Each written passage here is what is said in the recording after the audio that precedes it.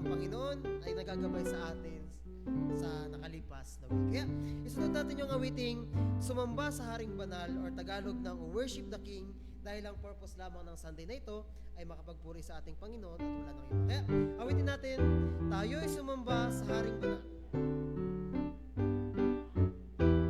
Awitin natin ang first hanggang fourth verse. The first stanza now, sing. Diba? First stanza, sing. Tayo'y sumamba sa Haring Banal, awitin natin kanyang pagmamahal, at siya ang dakilang tagapag-adya ng bawat taong may tiwala sa Kanya. O ipaguni ang karangalan ng Hari nating makapangyarihan. Buong kalikasan ay nagbabadya, saksi sa ganap na kadakilaan niya. Hindi masambit, umidang dila sa paghahayag ng kanyang kalinga. Katulad ng balong na walang hanggan, hindi nagmamaliw kanyang katapatan. Last stanza now. Taong mahina, lubhang marubo, sa Diyos na Hari, manalig ng lubos. Kanyang kahabagan, walang katulad, Hari mga alip at tagapagligtas. Tayo na po makakaupo and MC please.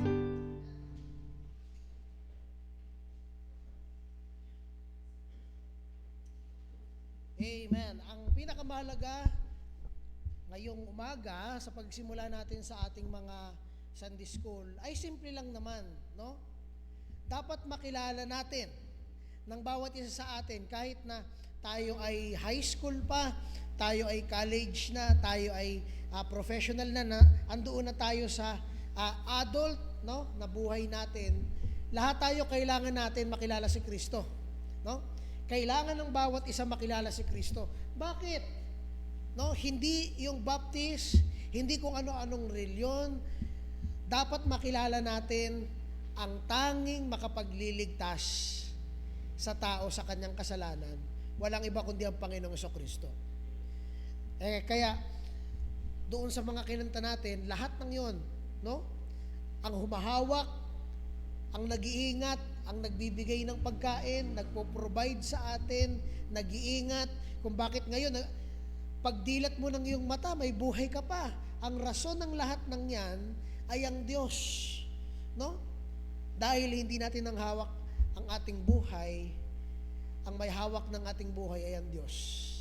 Habang may pagkakataon pa, habang nagigising pa tayo, gawin niyo ang inyong best para mabuhay, para maging masaya sa inyong family, sa inyong mga karir. Pero ang pinakamahalaga sa lahat na huwag niyong kakalimutan, dapat makilala niyo ang Diyos at kilalanin niyo yung tanging makapagliligtas sa atin sa ating mga kasalanan. Walang iba kundi ang Panginoong Jesucristo. Yun ang ating pinaka-point every Sunday kung bakit tayo nag-aaral ng salita ng Diyos, upang makilala ang Diyos at tagapagligtas. Tayo po ay maghihiwa-hiwalay sa ating mga klase. At yung iba, kung habang wala pa kayong teacher, stay muna kayo dito para tayo ay makapag...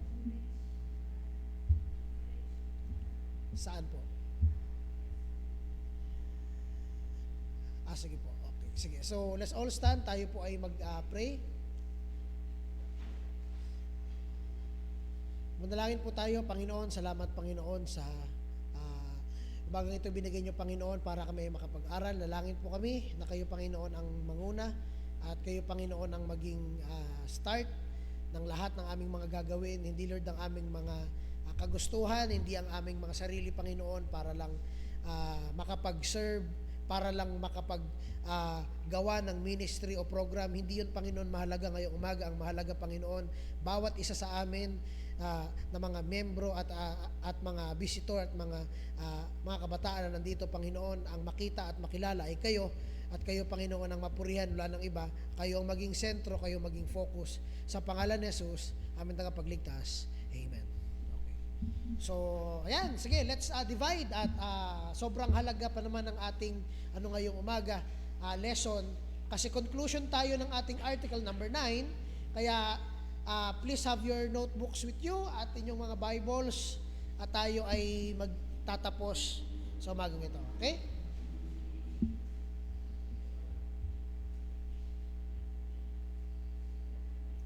Yan, para sa mga nandito, dapat may Bible tayo ngayong umaga, kasi ang ating gagawin ay conclusion lang tayo, no?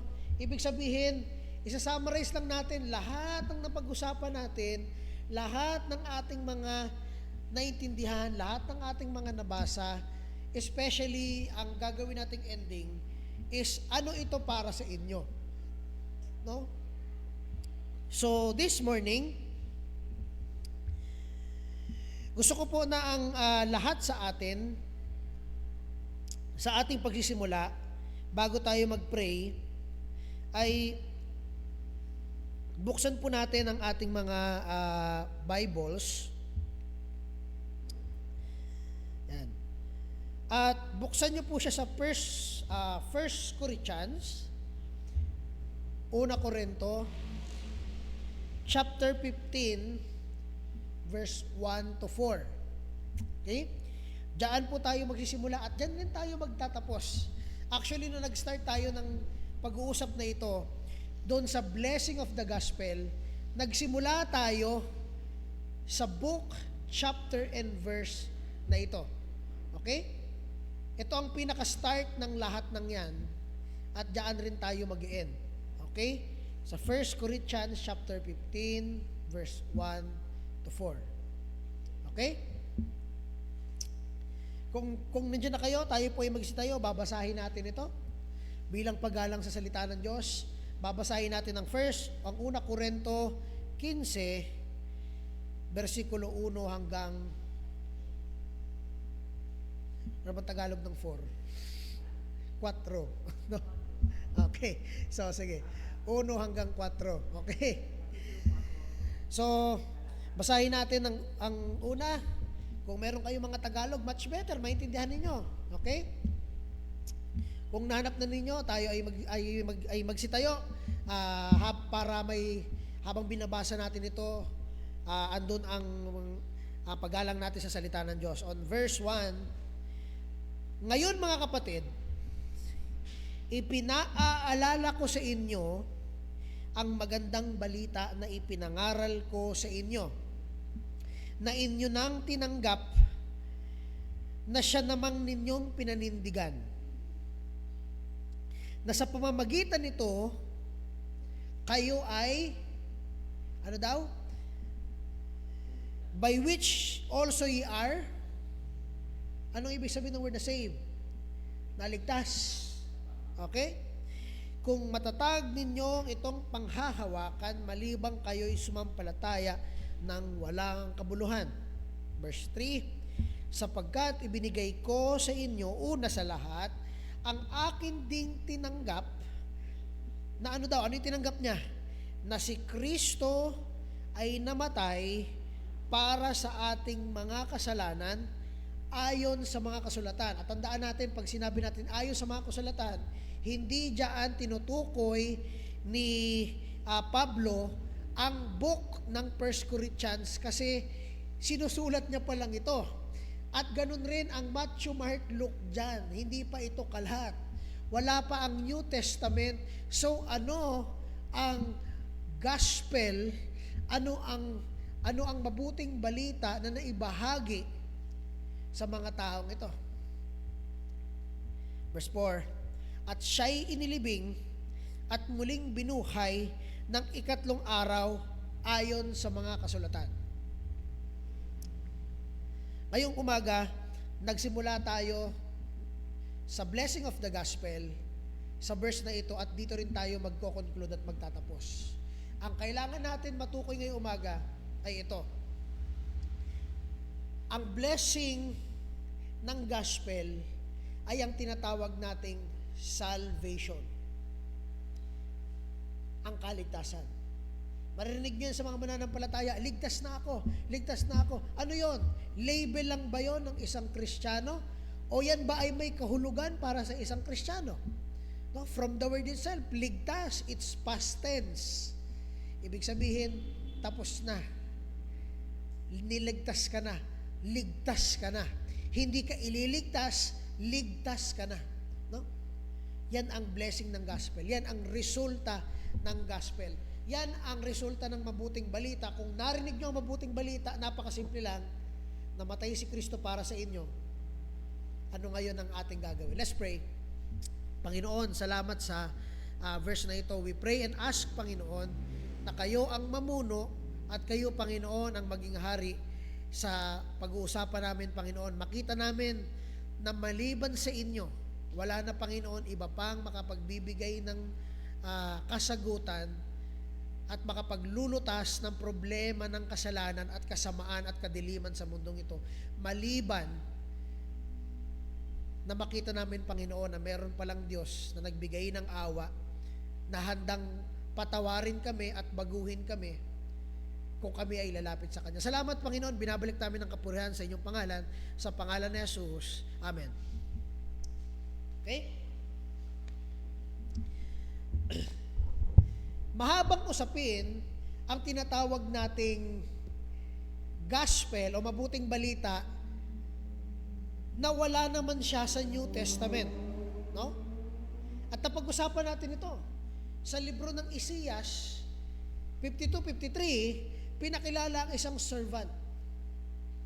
Pero hindi natin i-discuss yun dahil na-discuss na natin yun at sana nandito kayo nung panahon na yon para alam nyo ang ibig ko sabihin na doon sa setas na yon sinabi na itong manlilingkod na ito, itong tao na to, ang ginawa sa kanya ay winasak, no?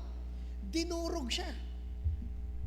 Ang sabi nga nung doon sa Isaias, hindi na siya mukhang tao dahil sa sobrang pagkadurog ng kanyang katawan. Parang hindi na siya makilala, no? Bakit? Akala ng tao, pinarurusahan ka ba ng Diyos? Pero ang sabi ni Isaias, hindi lang nila naintindihan ang dahilan kung bakit siya nadurog. Hindi siya nahuli lang, hindi yun circumstansya. Bakit? Ang sabi rin doon sa Isaias, siya ay parang tupa na dinala sa katayan. Tatanungin ko kayo, pag kayo nakakita ng isang baboy na dadalhin sa katayan, anong maririnig ninyo? Maribok, no? Maingay. Kasi ayaw niyang mamatay. Pero ang sabi dun sa Isaias, siya ay dinala sa katayan. Pero tinikom niya ang kanyang bibig.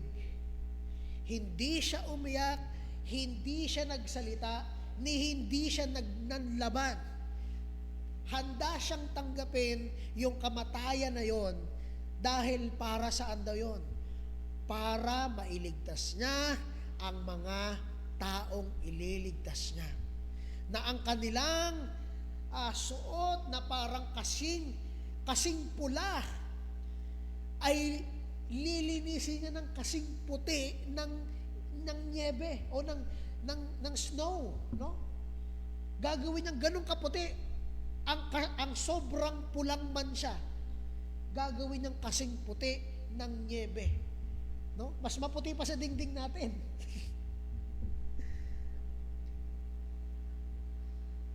Walang iba kung hindi ang Panginoong Hesukristo. Ngayon, magsasabi kayo, paano mo nasabi, Brother David, na yun ang gospel, no? Na yun ang gospel sa Old Testament. Pwede naman silang kumuha sa iba. Yes, tama kayo doon. pwede silang kumuha pa sa iba. Gusto ko makita nyo pa tong isa pang bagay na ito. No? Doon sa Acts, buksan nyo ang inyong mga Bible sa Acts. Okay? Sa Acts chapter 8, verse 26 to 40, babasahin natin ito. At gusto kong samahan nyo ako sa pagbabasa nitong ano na ito, no? So, bago tayo magpatuloy doon, gusto kong makita nyo na hindi lang po ito kung baga kinunclude natin o inisip lang natin na isiyas talaga yung pinagmulan ng gospel na ito. No, hindi. Actually dito makikita nyo na yung sinabi ko sa inyo kanina mula sa Isiyas ay mababasa nyo rin sa mga verses na ito. Okay? Andiyan na kayo? Babasahin natin ito ng dahan-dahan sa inyong mga Bibles at gusto ko po lahat tayo, okay, ay makatutok sa ating mga Biblia. Okay? Andiyan na kayo, say amen. Okay. Verse 26. At lumapit ang anghel ng Panginoon kay Philip. Ang sabi ng anghel, gumising ka Philip, pumunta ka doon sa south, papunta doon pababa sa Jerusalem, sa Gaza, doon sa desyerto. Anong ginawa ni Philip? Syempre, ang nagsabi sa kanya, anghel, susuway pa ba siya doon? Hindi. Sumunod si Philip, tumayo siya, pumunta siya doon, at behold, nakita niya ang isang Ethiopian man, isang eunuch, no? Ito ay mga special force ng panahon na yon. Siya ay isang high official sa mga sundalo na siya ay isang nagbabantay at may authority under doon sa Candace Queen of the Ethiopians, no? So parang may relation siya sa mga royal guards or sa Pilipinas ito yung mga tinatawag nating PSG, no? Yung mga presidential guards, parang ganon.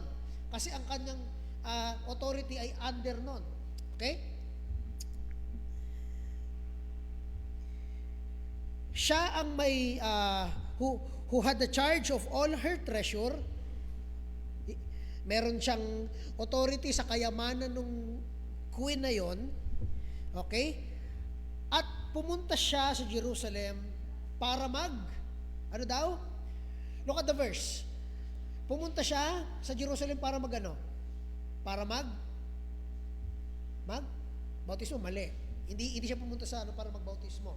Pumunta siya sa Jerusalem para nandiyan sa verse. To worship. Tama po. Okay? Sa inyong mga Bibles, hindi natin kailangan to. May mga Bibles kayo. Buksan yung mga Bibles nyo at matuto tayo magbasa doon. Okay? So ngayon, pumunta siya para mag-worship. Ibig sabihin, yung eunuch na to ay may alam siya sa Diyos o wala? Meron, kasi pumunta nga siya para mag-worship, di ba? Ngayon sa verse 28, bumalik siya at nakaupo siya sa kanyang chariot. Ano ang binabasa niya? Tingnan nyo. Ano ang binabasa niya? Si Isaias, ang propeta. Binabasa niyo yung Book of Isaiah. Nakita niyo yan? Buti pa yung eunuch nababasa yung Isaiah, kayo nabasa niyo na ba? Tingnan niyo, hindi niyo pa nabasa.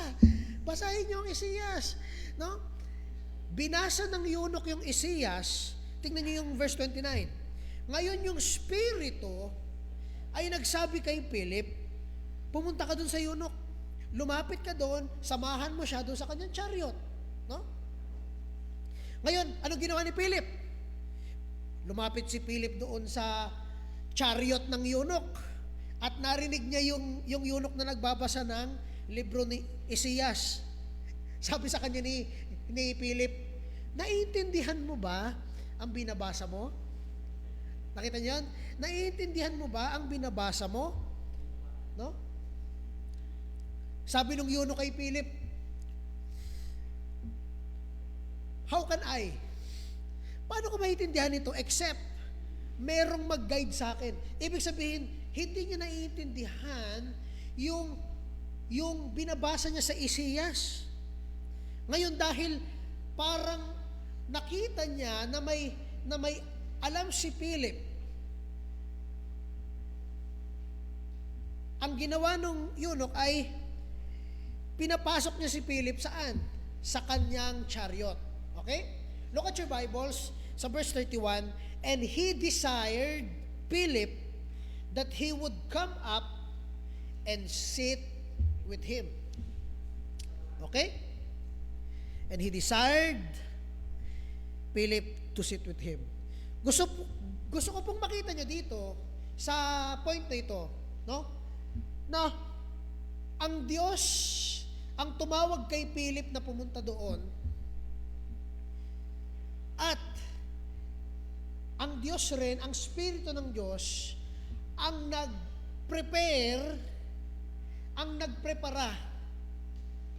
nagprepara ng sitwasyon na yon para ang eunuch ay makaintindi ng salita ng Diyos. No? Di ba? Isa lang ang pinapakita sa atin dito ng Biblia. Ano yon? Nung tayo ay naligtas, nung tayo ay nakakilala sa Diyos, hindi yun random encounter. No?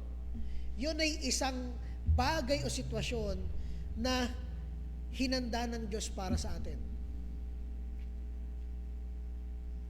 It's the same for Paul, it's the same for the eunuch, it's the same for everybody. God saves, and siya ang naghahanda ng lahat for us to be saved. And that's why pag nagpipray tayo, Lord, i-save niyo po si ganito. Lord, I am praying for him, for her. Dahil hindi tayo ang nagliligtas sa tao. It's God. Ang Diyos ang nagpe-prepare, ang Diyos ang naghahanda para mabigyan ng kaligtasan ng tao.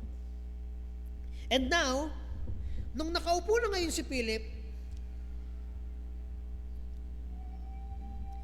verse 32, tingnan nyo po sa inyong mga Bibles on verse 32, babasahin natin, the place of the scripture which he read was this. Tingnan nyo, he was led as a sheep to the slaughter, and like a lamb dumb before his shearer, so opened he not his mouth. Saan ito? Sa Isaiah chapter 53. Kanyan? Isaiah 53. In his humiliation, his judgment was taken away, and who shall declare his generation? For his life is taken from the earth. Okay? Itong specific na mga sulat na ito ay matatagpuan rin natin sa Book of Isaiah. Makikita natin sa Book of Isaiah na pinakilala doon yung isang servant na dadalhin daw sa katayan, no? Parang isang tupa na dadalhin sa katayan, pero hindi siya umiyak, tinikom niya ang kanyang bibig, at ang sabi ng verse 33, yung kanyang kahihiyan, no? Anong ibig mo sabihin ng kahihiyan diyan? Yung tao na yon ay talagang nabigyan ng sobrang kahihiyan sa kanyang pagkatao. Akalain mo, ang sabi ng verse na yon, winasak siya na parang hindi na siya makilala, no?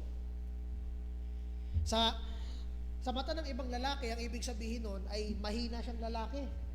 Hindi niya kaya ipagtanggol ang kanyang sarili. Di ba? Mahina ka. Mahina tong klaseng lalaki kasi nagpapabugbog, nagpapasakit lang. Hindi man lang lumaban. Para sa iba, mahina ang ganong klaseng lalaki. Di ba? However, kung titingnan nyo ito,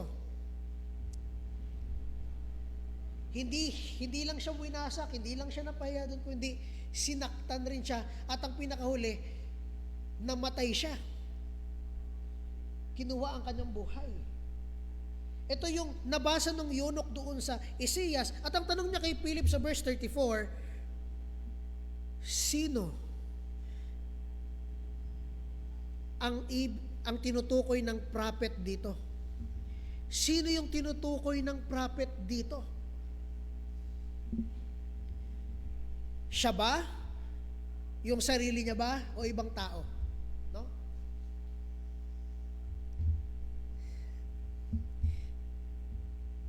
Mga kaibigan at mga kapatid, dito nagkakamali ang ibang mga pastor at ibang mga churches sa kanilang interpretation ng Isaiah 53. Ang sabi nila, imposibleng si Kristo yon kasi Old Testament yon, wala pa si Kristo. Pero itong verses na ito ang nagpapakita sa atin, walang question, na ang taong binabanggit sa Isaiah 53, ang Holy Spirit ang nagsabi kay Philip na ituro niya ito, bigyang linaw niya sa eunuch yung katotohanan ito. Verse 35, then Philip opened his mouth and began, ano daw? At the same scripture. Binasa niya ulit yung scripture, pinaintindi niya ulit doon kay eunuch, at ang pinreach ni Philip doon kay eunuch ay sino? Si Christ. Nakita niyo yun? It's Christ. And habang sila ay tumatakbo sa karwahe, ito yung nangyari. Dumaan sila sa isang may tubig. May tubig, no? Ang sabi ng eunuch sa kanya, ay ano, may tubig. Anong makakapigil sa akin para, anong pwedeng maging dahilan para hindi ako mabaptize? I-baptize mo na ako, Philip. Gusto ko nang ipakilala, ideklara ang aking sarili na ako ay nasa Panginoon na, ako ay na kay Kristo na, at gusto ko nang sumunod sa Kanya. Gusto kong ipakilala na ako ay sumusunod na doon sa nagbigay ng kanyang buhay. Sabi sa Isaias, ibinigay niya yung kanyang buhay, winasak siya doon sa krus ng Kalbaryo para yung kasalanan natin ay mapatawad ng Diyos, para yung ating kasalanan ay bigyan ng paglilinis ng Diyos, at tayo ay patawarin, at tayo ay bigyan ng reconciliation sa Diyos. Dahil kung babayaran natin ang ating mga kasalanan, sabi ng Biblia sa Roma, ang kabayaran ng kasalanan ay kamatayan. Ang harsh naman yan. Bakit ganyan? Kasi ganun ang tinuturo ng Biblia. Bakit namamatay ang tao? Bakit ang tao namamatay? Sa sakit, sa aksidente, sa mga iba't ibang klaseng insidente. Bakit? Dahil ang kamatayan ay dahil sa kasalanan ng tao. Dahil sa kasamaan ng tao. No? Bakit nagkaroon ako ng ganitong sakit? Pwedeng hindi yan nagmula sa'yo. Pwede yung mga grandparents mo ay hindi inalagaan ang kanilang sarili, kaya yung kanilang mga genes ay naipasa at naipasa. No? Nagsimula sa'yo na ikaw ay smoker, no? Umiinom ka, at ang iyong liver at ang iyong lungs ay nasira. Magiging asthmatic ang susunod mong generation pag nagkaanak ka at ganun ang iyong lifestyle. Di ba? Kasalanan ang sumisira at pumapatay sa tao. Totoo ang Biblia pala, no? At totoo ang sinasabi ng Biblia, ang kabayaran ng kasalanan ay kamatayan. Pero yun nga, ang nakita ni eunuch dito. Sabi ng Biblia, pag namatay tayo, pagbabayaran natin ang ating kasalanan, malayo sa Diyos, doon sa impyerno. Ang tinatawag na kadagat-dagatang apoy. However, ang sabi rin ng Biblia, hindi tayo pinabayaan ng Diyos. Hindi niya tayo hinayaan na mapunta doon. Ano ang ginawa ni Kristo? Binigay niya ang kanyang buhay para mabayaran ang ating kasalanan. Bakit? Kasi kung babayaran mo ang kasalanan mo, pagbabayaran mo yun sa impyerno. Hindi pwedeng pagbigyan ng Diyos na makapunta ng langit ang mga mamamatay tao, ang mga rapist, ang mga magnanakaw, ang mga nagsisinungaling, ang mga gumagawa ng iba pang mga bagay na hindi na hindi nakakabuti sa kapwa, nakakasira, hindi yun makakapasok ng langit. At hindi ka pwedeng makalapit sa Diyos. Ang tanging solusyon ay ang Panginoong Jesucristo. Ito ang ibinibigay dito nang nabasa natin. Kailangan pa niyang ibigay ang kanyang buhay dahil hindi mo kayang bayaran ang kasalanan mo. Kailangan niya pang mamatay sa krus para hindi ikaw ang magdanas ng pagbabayad ng kasalanan mo. Sabi nga sa Romans hindi si Kristo ipapako pa ulit. And I mean sa Hebrews, hindi siya ipapako ulit at ulit at ulit tulad ng ginagawa ng mga high priest. Hindi. Isang beses lang siyang namatay. Bakit? Kasi hindi siya tao tulad natin. Kung tayo ang magbabayad nun, araw-araw tayong papatayin. At yun ang impyerno. Araw-araw kang magdudusa at susunugin sa impyerno dahil sa kasalanan na ginawa natin sa Diyos. Pero salamat sa Diyos dahil hindi siya nagkulang. Kahit na ganun tayo kasama sa kanyang harapan, binigyan niya tayo ng pag-asa kay Kristo Jesus. Kaya mga kaibigan at mga kapatid, ito ang katanungan sa atin. Ipinakita dito kay Eunuch at ang una niyang respond, naintindihan niya. Hindi niya kailangan mag-pray, hindi niya kailangan mag-ritual o kahit na anong tradisyon na gagawin niya. Hindi. Nabasa niya sa Biblia, naintindihan niya, isinapuso niya, si Kristo pala, yung tao na yon na nagbigay ng kanyang buhay para iligtas ako sa kasalanan ko dahil ang kabayaran ng kasalanan ko ay kamatayan. Kung hindi ako mapapatawad ng Diyos, ibibigay niya sa akin, ibabagsak niya sa akin ang buong galit niya sa kasalanan na ginawa ko sa talang buhay na nabuhay ako. Tatanggapin ko yun lahat. Pero magpasalamat tayo dahil hindi tayo pinabayaan ng Diyos. Ngayon tingnan nyo, sabi nung eunuch, ayan yung tubig. Ano pang makapagpipigil sa akin? Ano pang hahadlang sa akin na ipakilala ang sarili ko na kilala ko na si Kristo at ako ay handang sumunod sa Kanya, susunod ako sa Panginoong Jesucristo at ipapakita ko sa pamamagitan ng bautismo.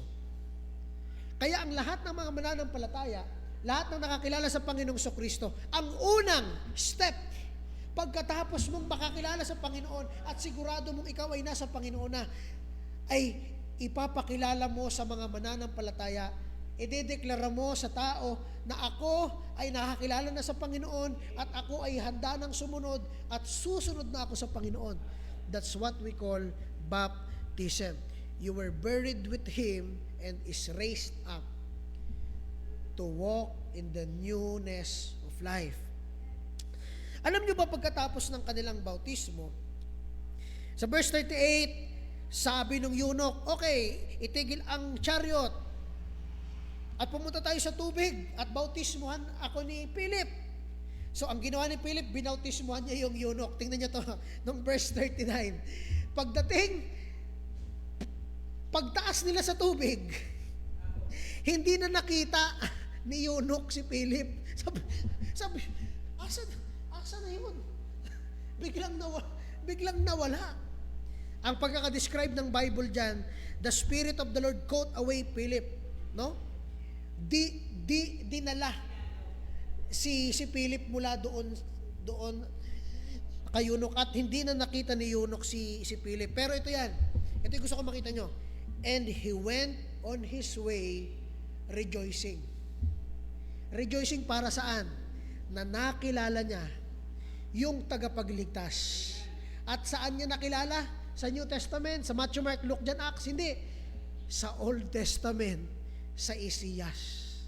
Nakita niyo yun? Kaya wala tayong excuse. Kahit sabihin nyo, ay hindi ako naniniwala sa New Testament, bago lang kasi. O di basahin mo ang Old Testament. Nandoon ang gospel at hindi nagkulang ang Biblia na ipakilala na merong Kristong magliligtas sa mga makasalanang tulad natin. No? At kasama ako doon, by the way. Lahat tayo kasama doon. Yung mga mananampalataya na dito, wala tayong pwedeng ipagmayabang. Bakit? Kinaawaan lang tayo. No? Binigyan lang tayo ng awa ng Diyos sa pamamagitan ni Kristo. Kaya kung hindi ka lalapit kay Kristo, hindi mo kikilalanin si Kristo, walang magbabayad ng kasalanan mo, walang magliligtas sa iyo. Tatanggapin mo ang buong puwersa ng galit ng Diyos para sa kasalanan mo. Grabe, nagagalit pala ang Diyos, yes. Mabuti yun. Bakit?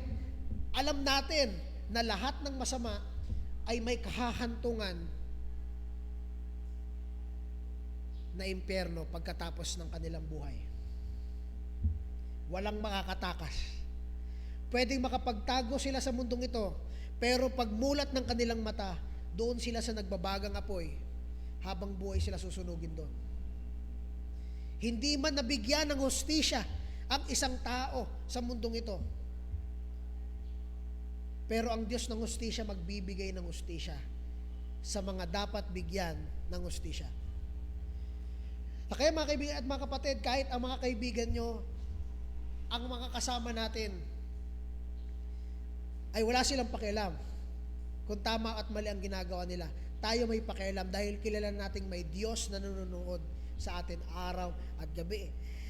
At ang tanging makapagbibigay sa atin ng kaligtasan mula sa galit ng Diyos sa ating kasalanan, hindi ang mabuti mong gawa, kahit na tumulong ka sa maraming tao, impyerno ka pa rin kung hindi lilinisin at papatawarin ng Diyos ang kasalanan mo.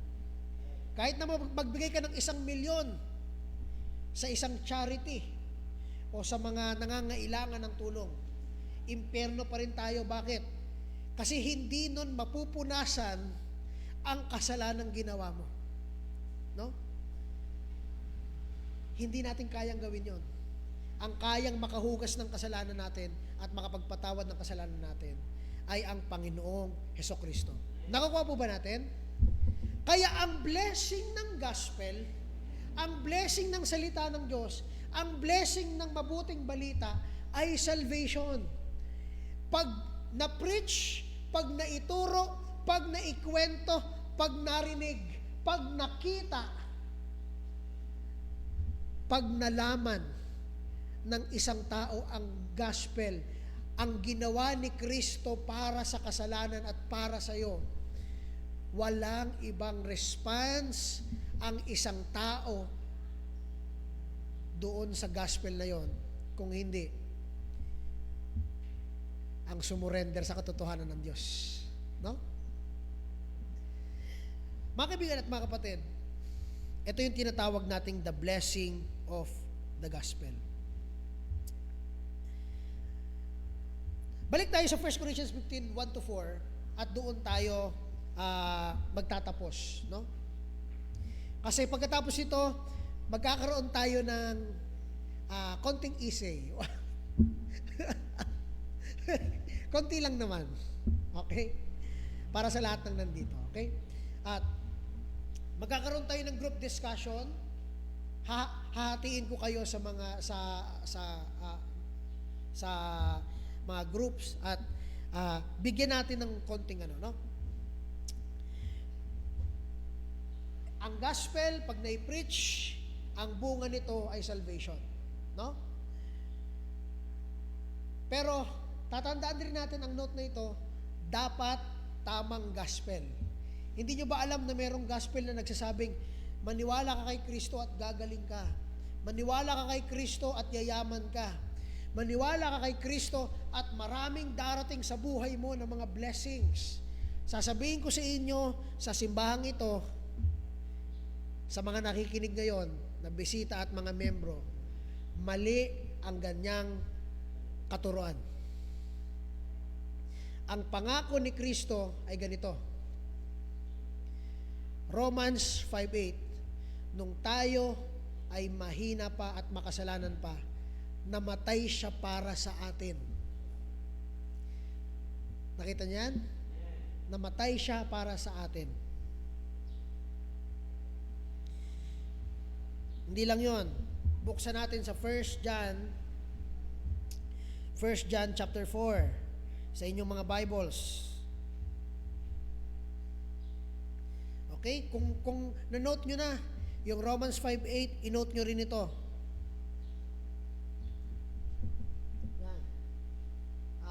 1 John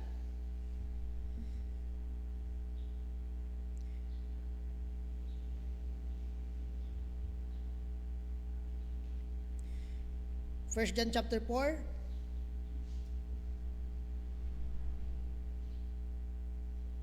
Diyan na kayo sa amen. Verse 9. Look at verse 9. Anong sabi sa verse 9?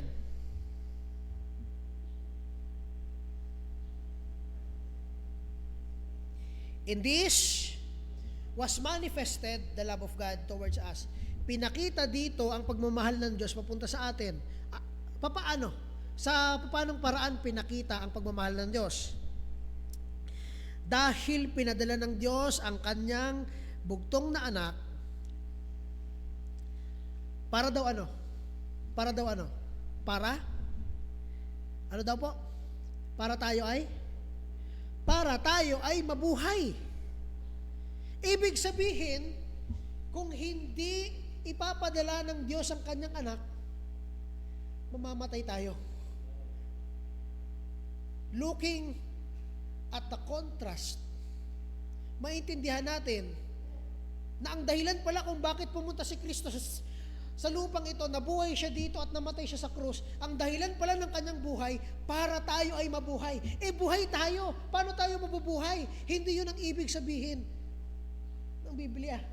Hindi yung buhay natin ngayon. Kung hindi yung spiritual mong buhay, na ito ang magdadala sa iyo sa Diyos. At mga kapatid, kahit na ma-enjoy mo ang kasiyahan sa buhay na ito, ang magmamatter ay ang iyong spiritual na buhay kay Kristo. No? At ito ang buhay na dala ng Panginoong Hesukristo. Verse 10, ito ang pag-ibig ng Diyos. Hindi dahil mahal natin ng Diyos, tingnan niyo to, hindi dahil mahal natin ng Diyos, kung hindi minahal niya tayo. Ano ibig sabihin nun? Ibig sabihin nun, wala ka pang pakialam sa Diyos, wala ka pang concern sa Diyos, hindi nga pumasok sa isip mo sa isang araw na may Diyos pala. Wala ka pang pakialam sa Diyos, pero ang Diyos may pakialam na sa atin. Ang Diyos meron ng concern sa bawat isa sa atin. Nakikita niyo po ba yon? It's not that we love God, but God loved us. Kung titingnan natin itong point na ito, ano yung pagmamahal sa atin ng Diyos? Na pinadala niya ang kanyang, ano daw po? Bugtong na anak, para maging ano? Para maging ano daw? Pantubos. Para saan? Sa ating mga kasalanan. Anong ibig sabihin ng pantubos? Pag nagsangla ka, paano mo siya tutubusin? Kukunin mo lang? Hindi. Paano mo siya tutubusin? Anong gagawin mo para matubos mo yung sinangla mo? Kailangan mo ng yung pambayad. Siyempre, kung nagsangla ka ng maganda-gandang relos, binigyan ka nun ng malaki-laking pera. Sabihin natin, 10,000 sa isang relos, no? Ngayon, tutubusin mo na. Libre lang ba yun? Ibabalik sa'yo? Hindi. Kailangan mong bayaran ng ganun ring presyo. Dahil yun ang hinihinging presyo para maibalik sa'yo yung bagay na yun. Ganon ang tinatawag na propitiation, pagtutubos. Kaya kung titingnan niyo itong picture na ito, tayo ay alipin ng kasalanan. Wala tayong pakialam sa Diyos. Wala tayong pake sa ginagawa natin kung ito ba ay kasalanan o hindi. Basta tayo nabubuhay masaya, yun lang ang ating iniisip. Pero sinasabi ko sa inyo, kailangan yung makilala na may Diyos dahil siya ang nagja-judge sa lahat ng ginagawa natin. At pag natagpuan niya na tayo ay nagkasala sa kanyang harapan, ang kabayaran ng kasalanan ay kamatayan ayon sa Roma. Ano ibig sabihin nun? Ibig sabihin nun, kailangan bayaran ni Kristo yung equivalent ng ginawa mong kasalanan sa buong buhay mo. Kung isang pagkakasala mo nga lang, buhay mo na ang kapalit. Paano pa kaya lahat ng kasalanan mo simula nung ikaw ay nagkaroon ng isip ng tama at mali at gumawa ka ng kamalian sa sarili mong kagustuhan, no? Paano pa kaya yung bagay na yun? Araw-araw mabayaran yun? Ang buhay mo isa lang. Di ba? And that's our point. Kailangan si Kristo ang magbayad dahil siya lang ang may buhay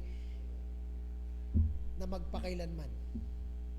Isa siyang Diyos na nagkatawang tao.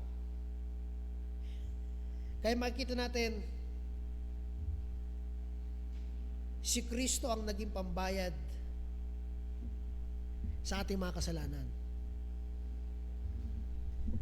Anong nakita natin ngayon dyan sa nabasa nating verse? Ang nakita natin sa nabasa nating verse is this, no? Mahalaga na maintindihan ng bawat isa sa inyo ngayong umaga. Kahit na paulit-ulit natin aralin itong bagay na ito, hindi tayo magsasawa aralin na ang nagbigay ng buhay sa atin, ang nagbigay ng kapatawaran sa atin, ang nagbigay ng pagkakataon sa atin na maibalik sa Diyos ay si Kristo. Kaya kahit na mag-pray tayo kung wala ka kay Kristo, hindi ka pinapakinggan ng Diyos. No? Paano yun? Hindi ko pa kilala si Kristo, nag-pray ako, nagka-blessing ako. Ang tanong, kanino galing yun? Di ba? Kanino galing yun?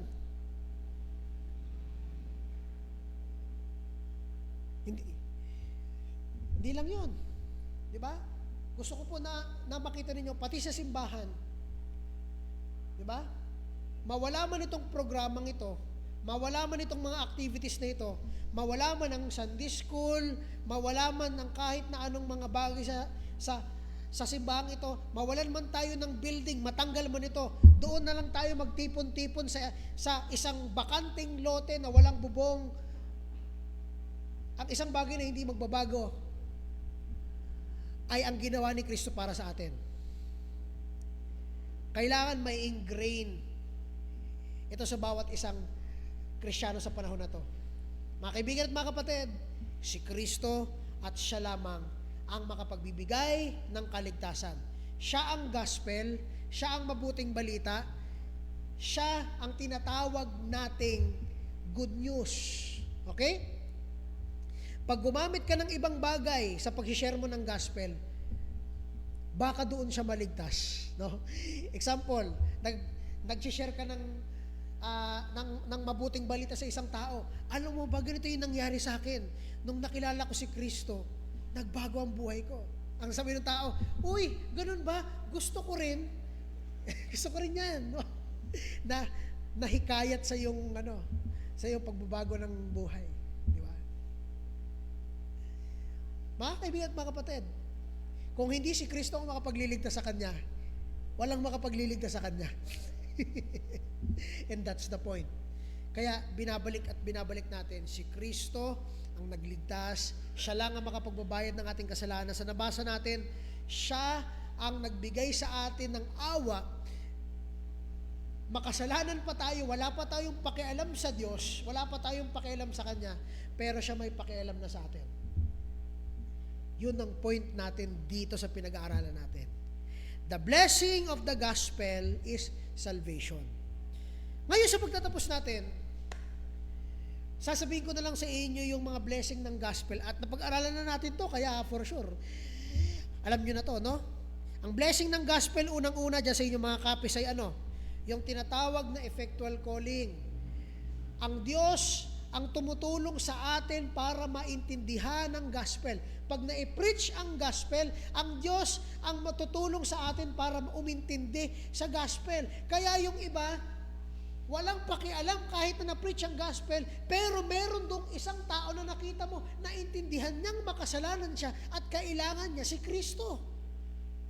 That's what we call effectual calling. Bakit hindi lahat? Bakit yun lang? Kasi yung tao na yon, hindi dahil matalino siya, kasi kung matalino siya, ibig sabihin yung ibang tao hindi matalino? No. Because it is God, it is the Spirit that helps man to understand the gospel. Gets natin? Okay? Dahil kung talino ang usapan, hindi na ako kasama doon. Siguro hindi rin ako naligtas. Di ba? Dahil hindi ako matalino. Gets natin yun, di ba? Kung patalinuhan lang naman ang pag-intindi ng gospel, hindi ako kasama doon. Pero hindi dahil doon.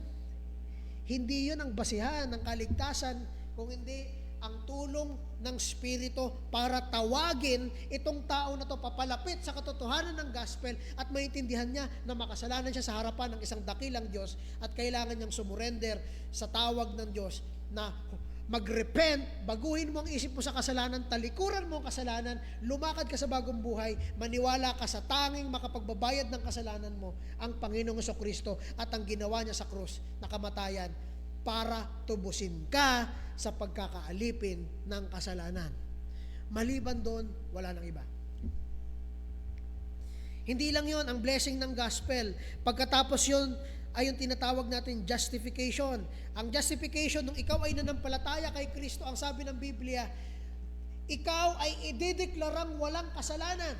Hindi dahil wala kang kasalanan, kung hindi dahil may nagbayad ng kasalanan mo, kaya malinis na yung dapat babayaran mo. Nakuha natin yung point na yon? Yun yung tinatawag na justifying. Justify is verb. Ang noun niyan ay justification. Yun ang tawag sa proseso na ikaw ay idideklarang walang kasalanan. Hindi dahil wala kang kasalanan, kung hindi dahil merong taong nagbayad ng kasalanan mo. Sa kanya binuhos yung galit ng Diyos, kaya ikaw ngayon, ang sabi ng Bible, diniklarang walang kasalanan. Yan ay nangyari nung ikaw ay nanampalataya kay Kristo. Pero kung hindi ka pa mananampalataya, kung hindi ka pa nagtitiwala sa ginawa ni Kristo sa krus, wala pa nagbabayad ng kasalanan mo. Hindi pa bayad ang kasalanan mo. Makasalanan ka pa rin at ang judgment ng Diyos ay ibubuhos pa rin sa iyo pagtapos ng iyong buhay sa tamang panahon. Diba? Yan ang rason kung bakit ini-encourage natin ng lahat, kilalanin mo ang Panginoong Jesucristo. Wala nang iba pang makapagliligtas sa iyo. Wala nang iba pang makapagbabayad ng kasalanan mo maliban doon sa isang Diyos na nagbigay ng kanyang buhay sa krus ng Kalbaryo. At pagkatapos ng justification, yung tinatawag nating grace. Sa salvation, yung grace ay pinapakita kung gaano ang Diyos mapagmahal in a sense na ganito. Tatanungin ko kayo naniniwala ba kayo na tayo ay makasalanan? Yes or no? Ngayon, sunod na tanong, agree ba kayo na tayo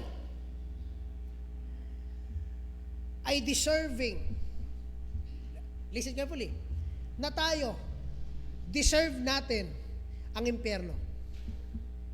Yes or no?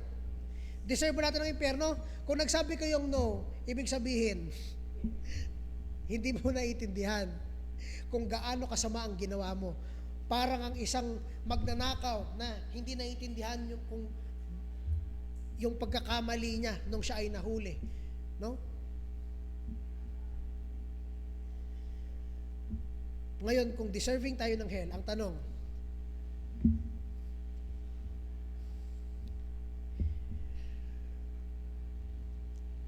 dapat ba tayong bigyan ng awa ng Diyos? Yes or no? Dapat ba tayong bigyan ng awa? Yes or no? Yes? So pagka bibigyan kita ng isang bagay, anong tawag doon? Regalo. Okay? Ngayon, pag hiningi ko sa iyo yung isang bagay at binigay mo sa akin, anong tawag doon?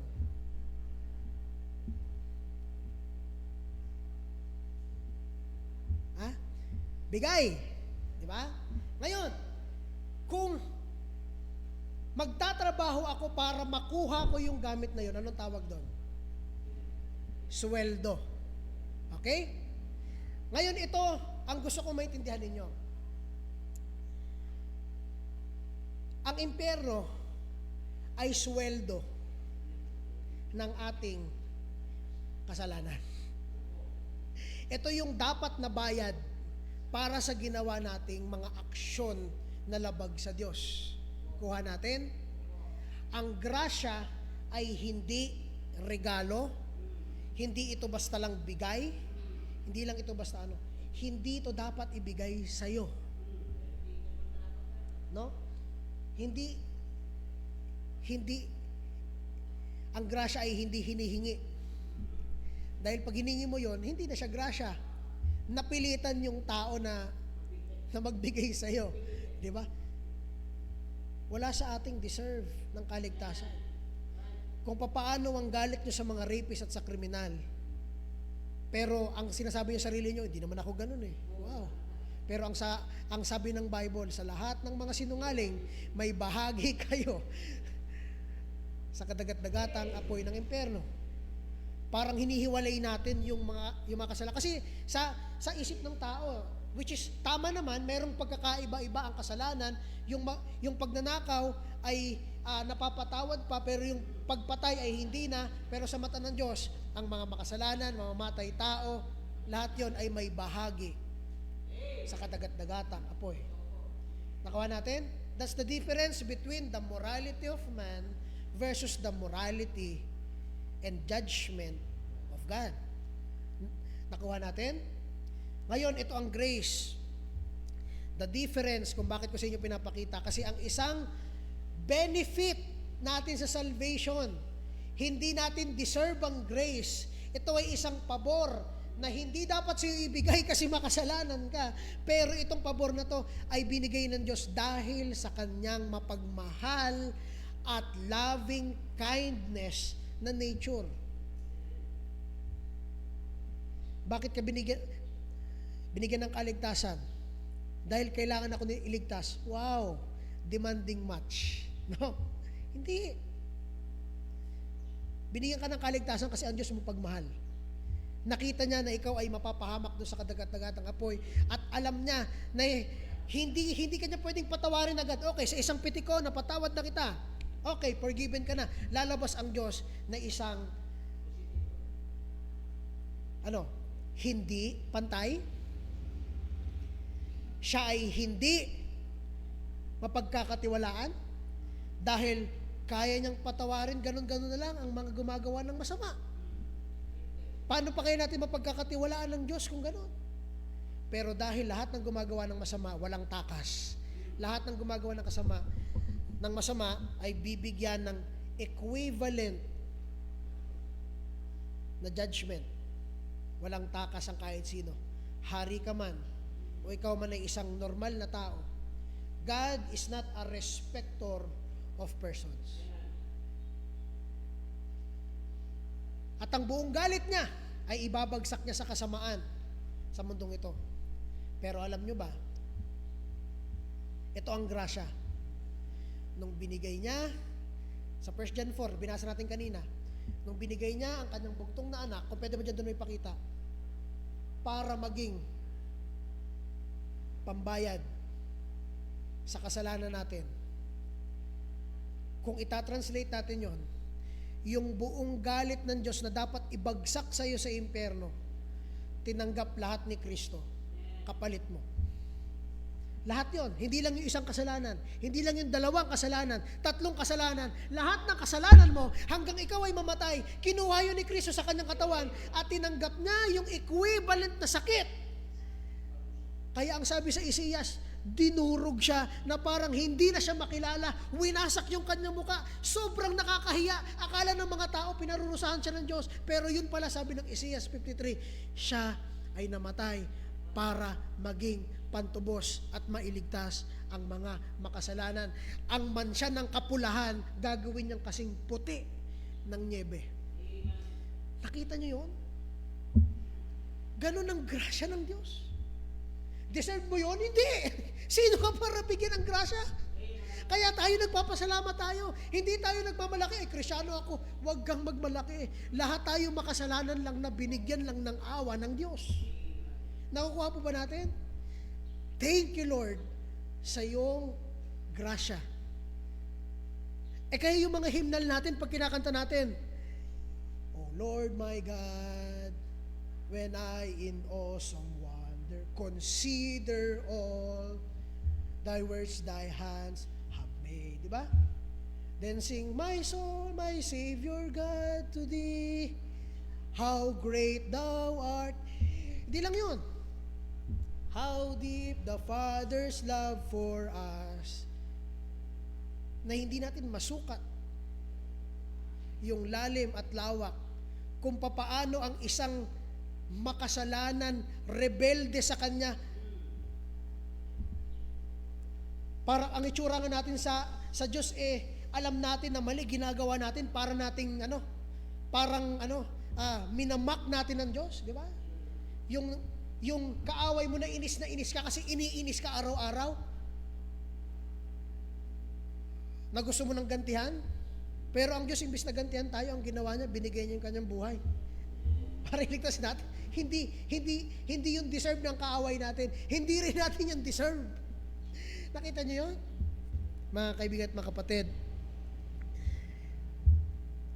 meron pang isang hymn na nagsasabi, and can it be that I should gain? Ba? Paano nangyari? Dapat ba akong bigyan? Hindi. You see that?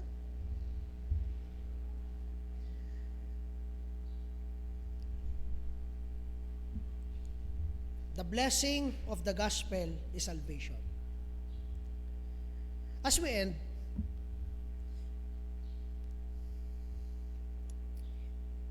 pagkatapos ng grace sa inyong mga copies is propitiation. At pag-usapan na natin to. Propitiation ay pagtubos. Pagtutubos. At para tubusin mo ang isang bagay, kailangan mo magbayad ng equivalent na amount para doon sa tutubusin mo. Siyempre, kung tutubos ka ng relos, presyong relos lang ang pantubos mo. Kung laptop ang sinangla mo, presyong laptop ang babayad mo. Ngayon, dahil tayo ay naging alipin ng kasalanan, ang pinantubos ni Kristo sa atin ay ang buhay niyang panghabang buhay. Tinanggap niya yung lahat. Lahat. Walang labis, walang kulang. Lahat ng kasalanan. Lahat ng equivalent ng kasalanan natin. Imagine that, hindi lang isa, dalawa, lahat. No? And not only propitiation, but also imputation. Kung pwede mo dyan doon, maipakita yung imputation. Yung imputation, ibig sabihin nito, dalawa ang picture natin sa imputation. Pag sinabi natin impute, inilagay. No? Inilagay mo sa account niya. Inimpute mo. No? Mayroon tayong dalawang picture ng imputation. Una, yung kasalanan natin, inimpute, inilagay sa account ng Diyos na parang si Kristo yung nagkasala at hindi tayo. Gets natin? Gets natin ang picture ng imputation? Yung kasalanan mo, inilipat sa Diyos kay Kristo Jesus, na parang si Kristo yung nagkasala. Kaya, nung namatay siya sa krus, ano yung sabi ni Kristo doon? Why hast thou forsaken me? Dahil sa pagkakataon na yun, mga kaibigan at mga kapatid, bit-bit na ni Kristo yung kasalanan natin. Pati yung kanyang ama, hindi na siya matingnan dahil ang Diyos ay galit sa kasalanan. At ang buhat ni Kristo nung siya ay nakabayubay sa krus, yung kasalanan ng bawat isa sa atin. At wala nang iba na nakikita ang Diyos Ama. Ang sabi nga dun ikinatutuwa ng Diyos Ama na sugatan ang kanyang anak. Ano yun? Masochist? Hindi. Kung bakit siya natutuwa? Dahil ang point ng kanyang pagsasakripisyo ay kaligtasan. Ang sabi nga doon bawat latay ay ikinagagaling ninyo. Bawat sugat ni Kristo ay para sa pagbibigay ng kagalingan sa atin. Ang kanyang kamatayan ay pagkabuhay natin. No? Susundan niyo ba yung analogy? No? Yun ang ibig sabihin dito, inimpute sa kanya yung kasalanan at siya ay winasak sa kanyang buhay na parang tayo yung winasak pero hindi tayo yung winasak kung hindi siya. Dahil kinuha niya yung kasalanan natin. And in another point, yung kanyang kabanalan naman, nabuhay siya ng maayos sa mundong ito, sinunod niya ang batas, hindi siya sumuway sa Ama, humiwalay siya sa kasalanan, tinalikuran niya at hindi siya gumawa ng kasalanan, nabuhay siya ng isang perpekto at banal na buhay, at yung buhay na yon ang ibinayubay niya sa iyong katawan. Inilagay mo yung kasalanan mo sa kanya, yung kanyang kalinisan na inilagay niya sa iyo. Kaya ang sinasabi ng Biblia, idineklara kang malinis. Hindi dahil malinis ka, makasalanan ka, pero yung pagiging makasalanan mo ay na kay Kristo. At dinurog siya doon. Imbis ikaw. At yung pagkalinis mo naman ay hindi sa'yo, kay Kristo yon na ibinigay lang sa'yo. Nakuha natin? That's the doctrine of substitution and imputation. And not only that, yung tinatawag nating forgiveness, pakilabas yan doon.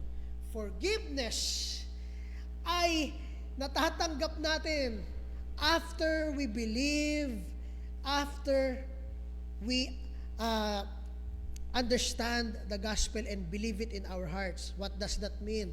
Ibig sabihin nun, pag nag-pray ka, mapapatawad ka. Hindi. Kahit hindi ka mag-pray, maliligtas ka eh. No? Huwag natin gawing requirement ng prayer. No? When someone understands the gospel and he understands na kailangan niya ang Diyos at si Kristo at naniwala siya sa solusyon na kung saan binigay ni Kristo ang kanyang buhay para bigyan tayo ng kalinisan at kapatawaran sa kasalanan, ligtas ka na, kaibigan. Hindi mo na kailangan pang bigyan ng marami pang ito. So kung ligtas na ako, dapat ganito, ganyan. Hindi. Manatili ka muna, sariwain mo muna, i-enjoy mo muna yung katotohanan na merong isang Diyos na namatay sa krus ng Kalbaryo para bigyan ka ng kaligtasan. At sabi ng Biblia, kung sino man ang mananampalataya sa Kanya, ay bibigyan niya ng buhay na walang hanggan. Yan ang pangako ni Kristo sa mga taong mananampalataya sa Kanya. Nananampalataya ka ba ngayong umaga? Ang sabi ng Biblia, papatawarin ka na ng Diyos. Diba? Yung mga kasalanan mo ay itatapon ng Diyos na kasing layo ng east sa west. Kung ikaw ay lalapit at susurrender sa Diyos, ihingi mo ng tawad ang iyong mga kasalanan. Dahil ang forgiveness, mga kaibigan at mga kapatid, hindi ka pwedeng basta lang patawarin ng Diyos, no? Dahil ang kasalanan ay kailangan mong bayaran.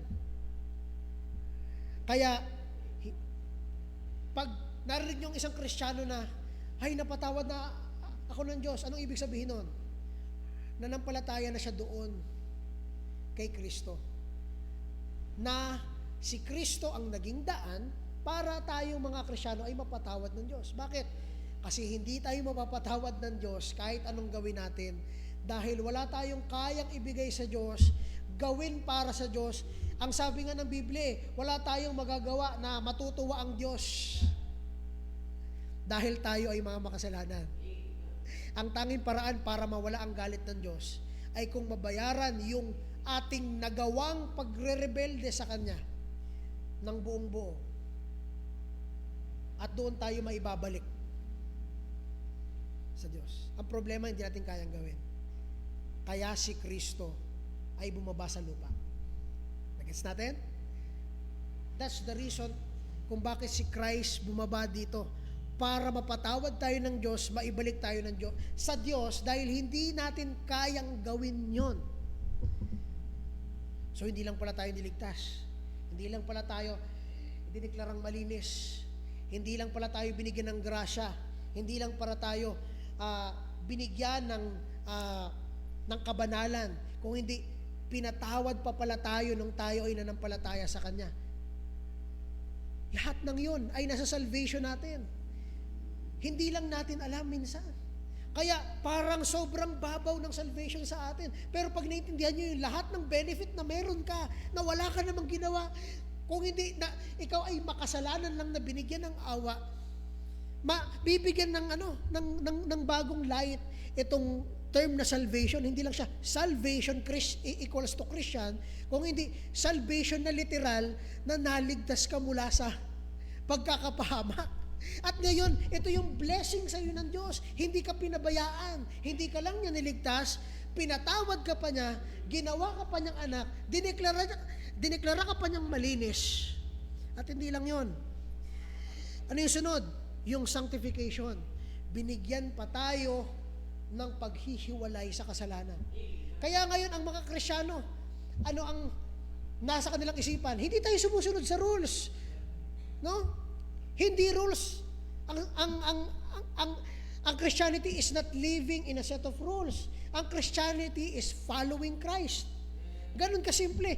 Bakit mo inaayawan yung kasalanan? Kasi, come on, namatay na si Kristo para doon, para hindi na ako gumawa ng ganun. Gagawa pa ba ako noon? Would you sin that grace may abound more? God forbid. Sabi ni Paul sa Romans chapter 6, namatay na tayong kasama ni Kristo at binuhay na rin tayo kasama niya. Mamamatay ka pa ba ulit? Wag na. No? Wag mo nang ilagay ang buhay mo sa kapahamakan. Alam mo nang niligtas ka na, di ba? Niligtas ka na nga sa bangin, babalik ka ulit. Babalik ka ulit doon sa bangin, di ba? Para naglalakad ka tapos nadapa ka. Tinulungan ka doon sa pagkakadapa mo. Binalikan mo ulit. Sanctification. And lastly, yung tinatawag natin na glorification. No? Patuloy tayo ng Holy Spirit tutulungan sa ating buhay na sumunod kay Kristo, baguhin yung mga karakter, attitude natin ng mga hindi makadiyos, hindi pangbanal, no? At hindi pang-kristyanong mga ugali at mga attitude at mga gawain. Patuloy tayong ihihiwalay ng Holy Spirit doon every day of our lives. Ipapram sa atin yung na question na yan. Mailalagay kasi isang situation. Pero ang Holy Spirit, kung ikaw ay grounded at naliligo ka sa Biblia, ipapaalala sa iyo lagi ng Holy Spirit yan. Sabi sa Bible, ba? Gigil ka na magkwento nung latest news na nalaman mo doon sa kaibigan mo. Gigil ka na magkwento na paalala sa'yo. Ang ating dila ay parang isang barko na walang layag at ito ay parang isang sunog na hindi mo agad matitigil. Kita niyo yun? Kaya, kung Kristiyano ka, ano na yan? Non-negotiable na yan. I mean, basic na ang Bible reading. Kasi gusto natin sundin si Kristo di ba? Kung ikaw ba bilang isang chef, ang pangarap mo, gusto ko maging magaling na chef, pero hindi ka nag-aaral na maging chef. Hindi mo inaaral yung mga techniques, yung mga tools, makakarating ka kaya doon sa pupuntahan mo? Of course not. No? It is the same principle sa ating sanctification. Araw-araw bibigyan ka ng mga pagkakataon para sumunod kay Kristo at hindi. Doon mababago kung ano yung mga ugali mo at karakter mo, babaguhin niya ng Diyos. Pero pag nanatili ka pa rin sa dati mo, hindi ka magbabago. Hindi ka mag-grow. Hindi ka magmamature. Hindi ka lalago kasama ang Holy Spirit. Patuloy ka pa rin doon sa iyong mediocre na Christianity life. Bakit mo natawag na mediocre? Kasi ang tagal mo na doon. Ayaw mong umalis sa kasalanan. Doon at doon ka pa rin. Diba? Pero ang Holy Spirit hindi nagkukulang yan. Okay? Yun ang sanctification. Lastly is what we call glorification. Ito ang ending ng salvation natin. Ang glorification is the final. No? Ibig sabihin, Brother David, hindi pa tapos ang salvation ng Diyos sa atin? Hindi pa. Nasa kalagitnaan pa lang tayo. Sanctification pa lang tayo, patuloy pa lang tayo, binabago ng Holy Spirit. Dahil pag dumating ang dulo ng ating buhay, that's the end. Kung doon ka naiwan sa kasalanan na yun, doon ka talaga may iwan. Diba? Kasi ang hirap, yes, mahirap talaga. Talikuran ng kasalanan, ang kasalanan, doon tayo nasanay eh. Lahat tayo nasanay doon. Diba? Pero kung hindi natin sisimulan, walang masisimulan. Diba? Ang makakapigil lang, ang makakahadlang lang sa iyong sarili, ay ang iyong sarili. Nakuha natin? No? Nabasa mo sa Bible, na ang sabi ni Kristo, live peaceably. Diba? Pero hindi mo sinasabuhay yun. Diba? Simpleng pagmamaneho sa kalsada, hindi mo mabigyan ng patience. No? Nasaan?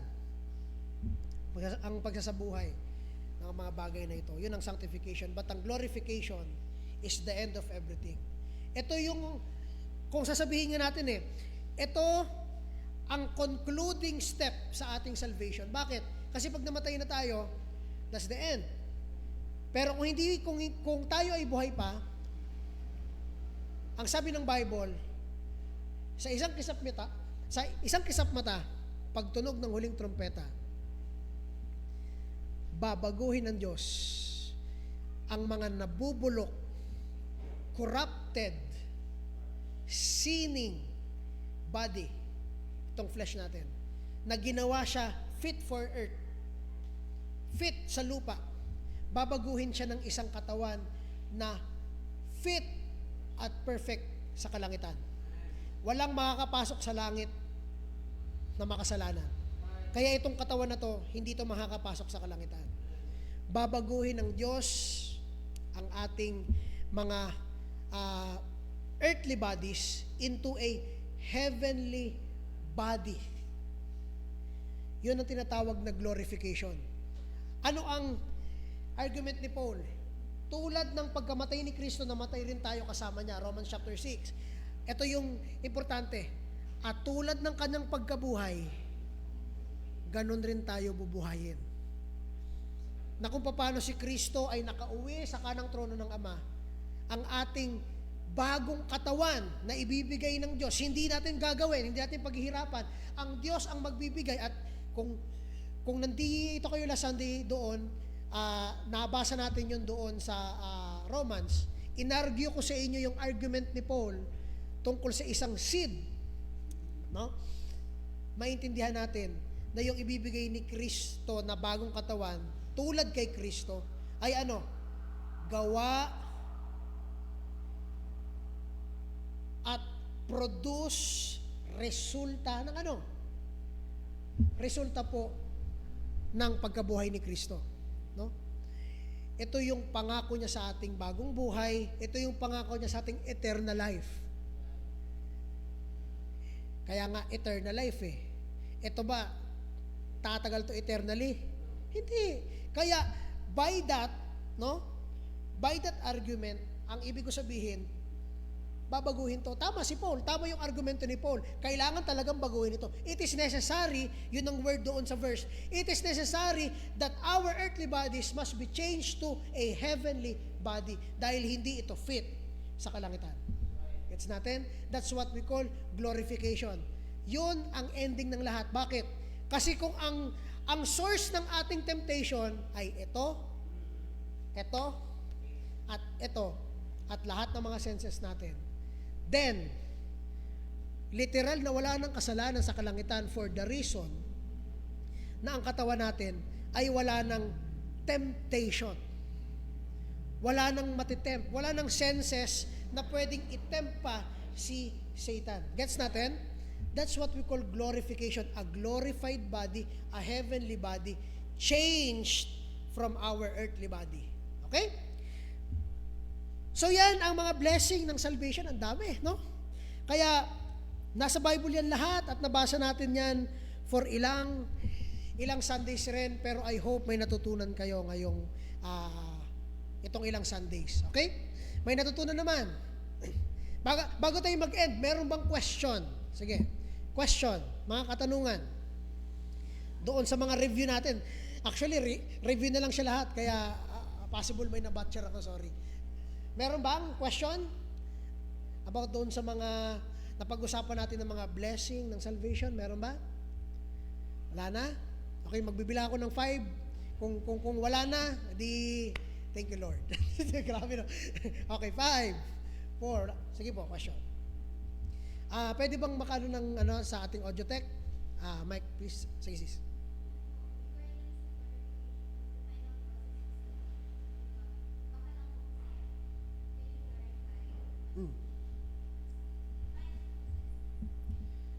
Ayan. Okay. So, for sure, hindi ka nakatindong Sunday na first part. Kasi doon ko in-explain yun. Okay, sige. Okay. So, pakilabas yan doon. Sige.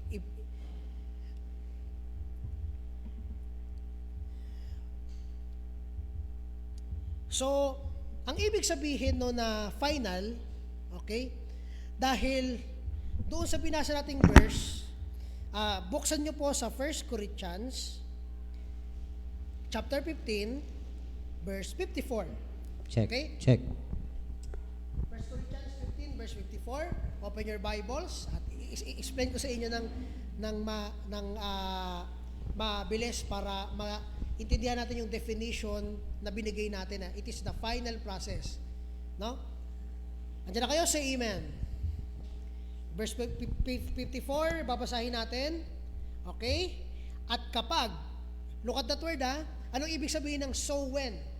Ibig sabihin yan ay, it is giving the necessity of time. Kapag, no? Yan ay necessity or tinatawag nating condition of time. No? Kapag ang katawang ito na nabubulok at namamatay ay napalitan. Okay? Doon muna tayo sa phrase na yon. Mayroong condition dito. Kapag, okay, kapag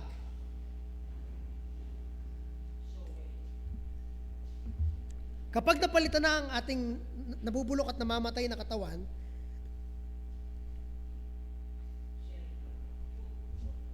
matutupad na ang sinasabi sa kasulatan na nalupig na ang kamatayan, ganap na ang tagumpay. That's a very loaded statement. Bakit? Kasi tulad ng pagkamatay ni Kristo, pagkabuhay niya, natalo ni Kristo ang kasalanan. Nung nabuhay siya muli, natalo niya ang kamatayan. Bakit? Hindi na siya kayang hawakan ng kamatayan kasi literal na buhay na nga si Kristo. Wala nang kwenta ang kamatayan para sa kanya. Ngayon, kung tulad ni Kristo namatay tayo at tulad rin ng pagkabuhay niya bubuhayin tayo, the point ng finality at conclusive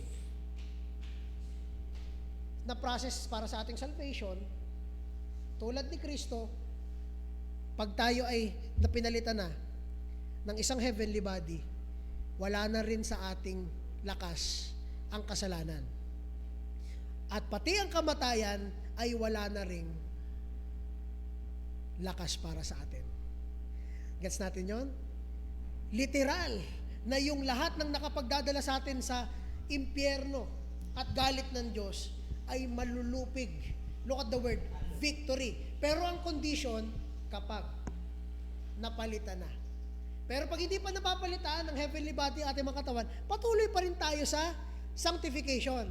Pero pag namatay na tayo, sa huling time ng ating buhay, putol na rin yon. Kasi tayo daw ay, ang sabi nga ng Bible ay tayo ay bubuhayin muli pagbalik ni Kristo. Kung hindi pa yon, o di, pag bumalik si Kristo, doon ulit tayo bubuhayin. Yun ang sabi diyan sa point 10. Kaya, ang sabi ng Bible, uunahin daw yung mga patay. Bubuhayin sila at papalitan ng isang heavenly body. Yung mga buhay pa, sana makaabot ako doon, no? Ay papalitan sila ng heavenly body. So yung sin, completely talo na.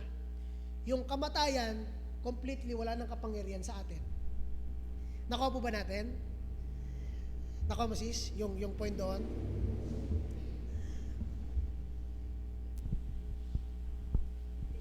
Nakuha mo ba yon yung point doon? So, if you're saying na ganun nga yung final process ng salvation, are you saying na hindi pa tayo saved kasi hindi pa napapalitan yun ng heavenly bodies, yung bodies natin, yung mortal bodies natin? Hindi. Ang na sinasabi mo is semantics, no? Tumututo ka sa semantics. Ibig sabihin, pag sinabi nating salvation, ito yung let's put that in a word context. Salvation saan? Okay? Pag sinabi natin salvation ng Diyos, hindi lang yun yung salvation natin pag nanampalataya tayo sa Kanya. Hindi lang yun yun. Ang salvation ng Diyos is bago palalangin ng mundo, sinimulan niya na yon sa election hanggang sa glorification. Romans chapter 8. Ito, paborito ko. Ito, sige. Para maintindihan mo. Kasi yung question mo sis, nako-confuse ka sa semantics. Pagka sinabi nating salvation, ang iniisip mo, yung salvation doon sa particular, na ang tawag doon ay conversion. Pag tayo ay na-convert, save tayo from hell. Pero hindi pa tayo completely saved sa plano ng Diyos. Kasi ang plano ng Diyos is tayo ay mapalitan at makarating sa kalangitan. Gets natin? Hindi pa tayo makarating sa kalangitan kung na-convert pa lang tayo. Gets natin? Ito. Buksan natin. Romans chapter 8. Pwede mo ba dyan pakilabas? Okay.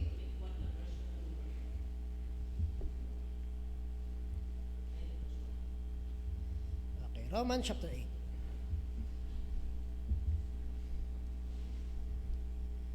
Diyan na po ba kayo? Say amen. Yan. Okay. Okay.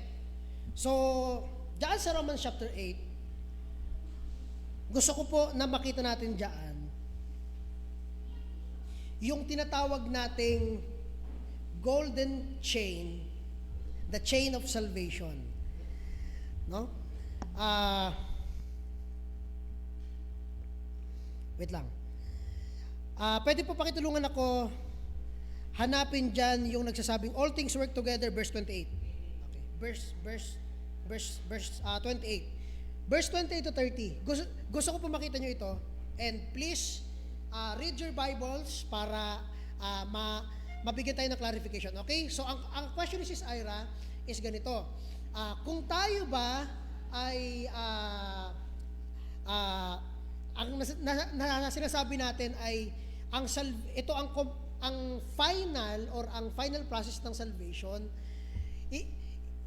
ibig ba sabihin ay hindi pa tayo saved nung tayo ay na-saved na, di ba? Kaya, ang sabi ko lagi natin ng word context.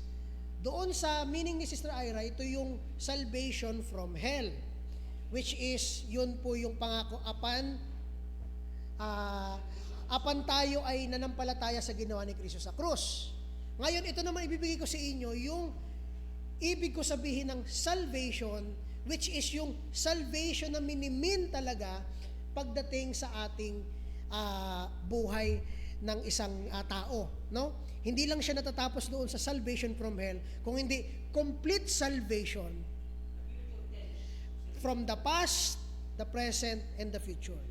Okay, look at this, verse 28. So, ibig sabihin rin nun mga kaibigan at mga kapatid, itong verse 28, wag nyo siya gagawin na na verse na para sa sarili mo. Ay, all things work together for good for them that love God. Hindi po ito tungkol sa inyo. Tungkol ito sa salvation na gagawin ng Diyos sa mga tao na nasa Kanya at mahal Niya. Okay, let's read it. 28. And we know all things work together for good to them that love God, to them who are called according to His purpose. Okay? Verse 29. For whom? Sila, specific ito ha, for whom, ibig sabihin nito, sila na mga kilala ng Diyos, for whom He did foreknew, kilala nila, He also did predestinate to be, conformed to the image of His Son, that He might be the firstborn among His brethren. Past tense. Bago palalangin ng mundo, Ephesians chapter 1, ay nandun na yung pagpili ng Diyos para sila ay sumunod na maging holy and blameless to God. Salvation is God giving the plan of salvation before the foundation of the world. Doon pala nag-start ng salvation. Hindi nag-start ang salvation during our confession of faith. Hindi po. Bago palalangin ng mundo, hindi pa tayo pinapanganak, hindi pa tayo ginagawa, ang Diyos po ay nagplano na ng kaligtasan. At siya ay kilala niya na tayo, hindi pa nila lang ang mundo, kilala niya na tayo. Paano yun? Kasi Diyos siya eh. That's the point. Ay, yes po.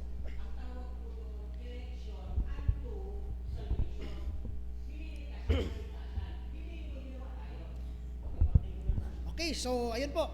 So, ngayon, after ng foreknowing, kilala tayo ng Diyos, pinredestinate tayo ng Diyos, ito yung destination natin, predestinate, no? Dadating tayo sa verse 30.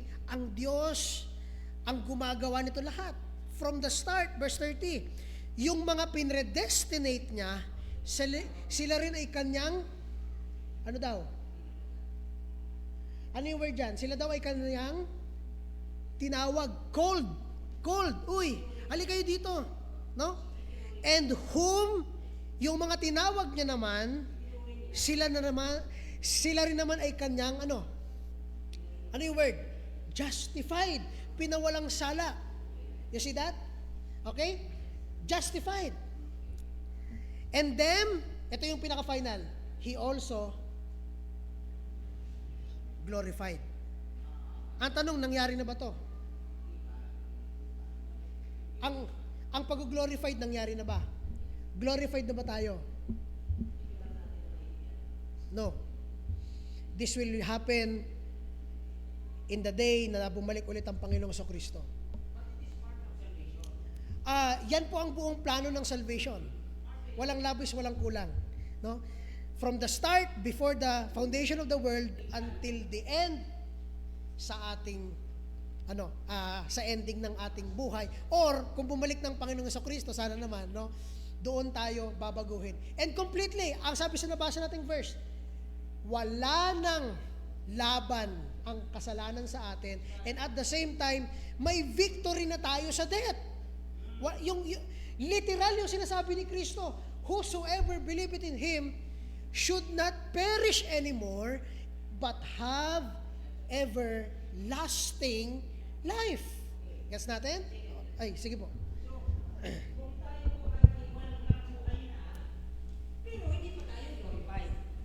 Nakukuha po ba natin? Oo nga, may walang hanggang buhay na tayo, tinanggap na natin ng Panginoon eh. Ang tanong po sa verse, andyan po sa verse na yan, tayo ba ay binago na ang ating katawan? Ito ba'y lulusot na sa yero? Yung lulusot na po ba tayo sa yero? Hindi pa po. Kaya linawin natin itong kaligtasan. Ang kaligtasang binibigay ng Diyos, nakaraan, ngayong presente, ligtas na rin po tayo. Banal na tayo. At pwede na tayo pumasok ng langit. Nga lang, ang future nito, ang darating, sabi po ng verse, okay, para tayo mag-glorified, mapalitan itong bulok ng hindi nabubulok, ay dapat i-glorified muna tayo. Kailan po yun? Pag tumunog ang trompeta ng Diyos, pag sumigaw ang anghel, come up! Doon po tayo lulusot dyan. Kung sana naman, sabi nga ni David, sana buhay pa po ako noon. Yun po ang glorification. Karugtong po yan ng kaligtasan na nipilano ng Diyos. Mula pa noon, wala pa ang lulo at ng mga lulok, wala pa si Adan, nagplano ang Diyos na isang araw magkakaroon po tayo ng sinatawag na election unto salvation. Napili ka sa kaligtasan. Kaya nung araw na yon, nakilala mo ang Diyos sa pamagitan ng banal na Espiritu. Patay ako, binuhay ako ng banal na Espiritu, at ako'y nakakilala sa salita niya. Tinanggap ko siya. Yun po ang election unto salvation ng Biblia. Kung hindi pa po klaro, klaruhin natin bago tayo magtatapos. Thank you so much. Okay po. Sige po. Question pa? Sige po. Ay, sis, nasagot na yon? Okay. So, ayan. Parang, sige. Low check. Hindi po, thank you po for clarifying that kasi baka po kasi magkaroon ng 'di ba? Opo, kapag hindi po clear yung context kung ano yung tinatawag nating salvation kasi yun nga yung plano ng Panginoon before, during, and after. So, yung imputation and etc., yun po yung naligtas tayo from hell nung tayo ay nag-believe sa Panginoon. Pero yung glorification, darating pa po yan sa second coming ni Jesus. So, yan po. Diyan mo naman na sis, kasi meron pang question. So, actually, bago tayo pumunta sa question ni Brother Raymond, yan ang isang hindi rin masyado na-emphasize ng ibang mga ng ibang mga Baptist churches, no? Dahil yung ibang mga Baptist churches ay hindi tulad natin na leaning doon sa na tinatawag natin na sovereign grace. Itong nabasa natin ngayon ay this is the sovereign grace of God. Ang salvation is completely hawak ng Diyos, completely design and plan ng Diyos. Tayo ay nabigyan lang ng awa. Nakuha po ba natin? So, anong nangyari? Kung bakit nangyari yung na-confusion na yun? Kasi yung salvation na i-emphasis lang doon sa maniwala ka at maliligtas ka. Ligtas ka na. Hindi nabibigyan ng ibang mga churches ng buong picture yung plano ng Diyos para sa atin. No? And that's the importance na pinag-aaralan natin itong articles of faith. At least alam natin na ang salvation natin hindi lang doon sa one time, big time na pray. Hindi. Kung hindi, tayo ay tumanggap lamang ng grasya ng Diyos, nanampalataya tayo doon sa binigay niya, siya pa rin ang may gawa, naniwala lang tayo hanggang sa glorification ng Diyos ang gumagawa nun. Okay? So next, Brother Raymond, please. Brother Raymond. Kanting dagdag na lang po. Kasi di ba, tayong mga nagsusulwiner, tuwang-tuwa tayo dahil umiyak yung ating dinidilan, di ba? Umiyak siya. Alam niyo kung bakit siya umiyak? Kasi nga, takot siyang mamatay. Nakukuha po ba natin yon? Kaya pala siya umiiyak nung dinidilan natin na tanggapin mo ang Panginoon, maliligtas ka. Okay, mag-pray na tayo. Di, gagawin niya talaga, mag-pray siya. Pero ang di niya naiintindihan, ano ba kalagayan kung bakit kailangan ko ang Diyos? Nakukuha po ba natin? Ano ba ang mayroon ako at kailangan ko si Kristong tanggapin para ako mapunta ng langit? Iyon ang di naiintindihan. Akala nila, para maligtas ako sa kamatayan ng impyerno. Sige, mag-pray na rin ako. Kaya nung nag-pray siya, umiyak pa siya. Emotionally siya, na gusto niyang makalayas doon sa impyerno. Hindi po yan ang katotohanan. Ang katotohanan na dapat maintindihan ng taong yon ay teka lang. Ano bang mayroon ako at kailangan ko ang Kristong ito? Ano bang kalagayan ko at kailangan ko ang Kristong tagapagligtas? Dapat maunawaan ng taong yan na kahit siya'y may sakit at kahit malapit na siya mamatay, anong mayroon ako at kailangan ko ang Kristo? Hindi ang relihiyon mo, hindi ang baptis. Ano ang kailangan ko? Anong mayroon ako at kailangan ko ang Kristo? Yun po ang iiwanan natin sa taong kausap nyo. Mayroon ka na kailangan mo ang Kristo para makarating ka ng langit.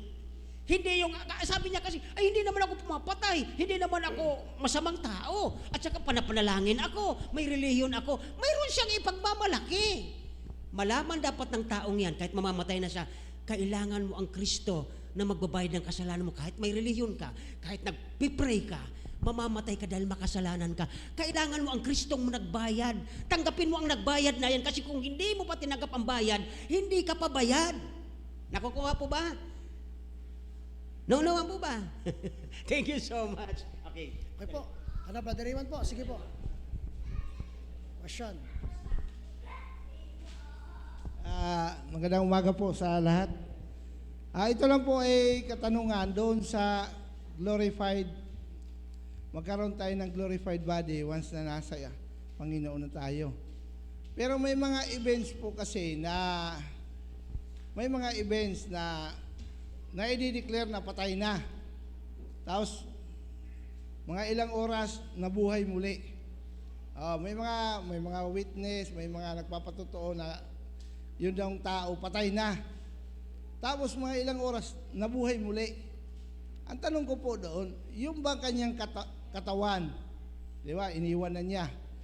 Nung nawala siya doon sa kanyang katawan, nakaranas ba siya ng heavenly bodies? O nakaranas siya ng glorified body? Ano po ang sinasabi ng salita ng Diyos? Nako-confuse po natin ng konti yung hindi po natin mararanasan yung glorified body kung hindi po ito ay mangyayari sa atin. Ang na tinatawag natin po na glorification is pagdating ng Panginoong Jesucristo, which is hindi po yun mangyayari hanggang hindi pa dumating ang Panginoong Jesucristo. Maliwanag. Hindi po included sa pagkamatay natin na mapapalitan ng ating katawan. Kaya ang sabi ni Paul doon sa napag-usapan natin ay sila ay mamamatay, pero doon rin sa napag-usapan natin ng mga previous pang Sundays about doon sa kung meron bang yung sa topic nating na natutulog ba ang mga patay, which is nag-negate tayo doon. Ang sinasabi natin, pag namatay ka, hindi ka natutulog na parang nandoon ka lang, nakalutang ka lang doon, walang nangyari sa'yo. Hindi yon ang kalagayan ng isang tao. Ang kalagayan ng isang tao, once na naputol na ang iyong lifeline or naabot mo yung tinatawag natin na rigor mortis, ikaw ay diretso na kung saan ka pupunta, pero hindi pa yun langit at impyerno. Ito yung tinatawag natin na pero let's pray na mapag-usapan natin ito yung Sheol, kung saan nung pagkamulat nung mayaman at ni Lazarus, si Lazarus ay nasa Abraham's bosom. Si mayaman naman ay nandoon sa isang mainit na lugar na uhaw siya. No? Ang impyerno naman ay tinatawag na lake of fire, na doon mapupunta, sabi sa Revelations 21:8, lahat ng mga sinungaling, lahat ng mga makasalanan, doon sila masusunog at doon rin ilalagay si Satan. No? So, ibig sabihin, hindi pa yun doon, hindi rin yun yung langit pa, but rather, ito pa yung isang misconception. Ang langit na pangako, okay, is after pa ng ating pamumuhay dito sa lupang ito. Ang sabi ng Revelation, magkakaroon ng tinatawag na New Jerusalem. Babaguhin ng Diyos ang lupang ito. Ipo-purge niya ito. Gagawin niya itong malinis tulad ng dati. Ang sabi nga doon sa Old Testament, yung mga carnivore ay pwede nang matulog katabi ng mga hindi kumakain ng karne at kumakain ng mga yung mga herbivore. At yung isang bata, kahit na isuksok niya yung kanyang kamay sa lungga ng isang serpent, ay hindi siya sasaktan nun. Kasi ibabalik ng Diyos yung dating itsura ng creation, kung paano niya ginawa itong maganda, ibabalik niya, ire-restore niya yon sa New Jerusalem. Yun yung isang misconception rin. Pero pagkatapos nun, doon na yung streets full of gold sa kalangitan at ilalagay na finally si Satan doon sa tinatawag nating lake of fire. Kaya ang impyerno ay para rin sa mga fallen angel, okay? Gagamitin natin yung fallen angel para hindi kayo direct kasi pag ang iniisip nyo is Satan, yung may sungay na gano'n, hindi gano'n ang itsura ni Satan at ng mga devil. Sila ay mga magagandang being kasi mga angel sila. Fallen being sila dahil nagkasala sila sa Diyos, pero hindi na palitan yung kanilang itsura sa mga kulay pula na yung itsura, hindi. Diba? Kaya pag yung mga nasa elderly naman natin, huwag kayong magagalit dun sa may mga sungay, sa mga pula. Hindi yun ang devil, yun ay artistic ano lang yun, creation lang yun ng media. Okay? So, para rin sa devil at kay Satan, sa mga fallen angels, ang impyerno. Nakuha po natin yun, Brad. Ang tanong ko po doon sa sitwasyong yon, yung taong namatay na, tapos na-declare na napatay, tapos after ilang hours, nabuhay muli. Pero marami nagsasabi, patay na yan, patay, wala na. Ayun po. Ano po ang sinasabi ng salita ng Diyos? Kasi nag-aaral po tayo ng salita ng Diyos eh. Kung ano po ang magiging katotohanan sa sinasabi sa salita ng Diyos doon sa events na yon na maraming nakakita, maraming totoo. Yun po kasi, Brad, ang sinasabi nyo po, actually, is, situational siya pagdating doon sa mga tao yan. Kasi ito, ano ba talaga itsura ng langit? Sure tayo na yung sinabi niya, yun ang langit. At sure pa tayo yung impyerno na nakita niya, yun ba yung impyerno? Or, yun ba yung kanyang alam na impyerno na nung doon sa kanyang, nung kulang na yung oxygen sa kanyang isipan, naging na siya, nag-flatline siya, hindi pa po tapos umaksyon yung ating isipan nun. Kasi ang huling nagsha-shut off pag namatay tayo ay ang ating isip. The moment na namatay na yung isip, hindi na po pwedeng ma-revive yan kahit ano mangyari. Kaya hindi talaga yun talaga namatay. That's the very possibility of Dahil marami kasing event na naririnig tayo, nakikita na marami nagpapatotoo, patay na, tapos after ilang hour nabuhay uli. Kaya tinanong ko po kung ano po yung katotohanan sa sinasabi ng salita ng Diyos. Salamat po, thank you po. Basta ang condition lang po natin doon is simple ganito. Pag naputol lang ang buhay mo, automatic na, ang spirit mo is either pumunta doon sa Abraham's bosom or doon sa Lugar na nilagay ng Diyos. sa lugar na mainit, no, na sinasabi. Okay. While waiting sa pagbabalik ni Kristo. Yes, Okay? opo. Yun po ang mga nakikita nyo sa YouTube kasi gumagaya rin tayo. Huwag po kayong gaya-gaya. May mga nagsabing happy birthday sa langit. Wala pa po tao doon. Hindi pa po bumababa ang Panginoon eh. Grabe naman ang utak nila. Mas mayaman, mas magaling sila sa Diyos. Ito po yung sinasabi ni Brother Raymond.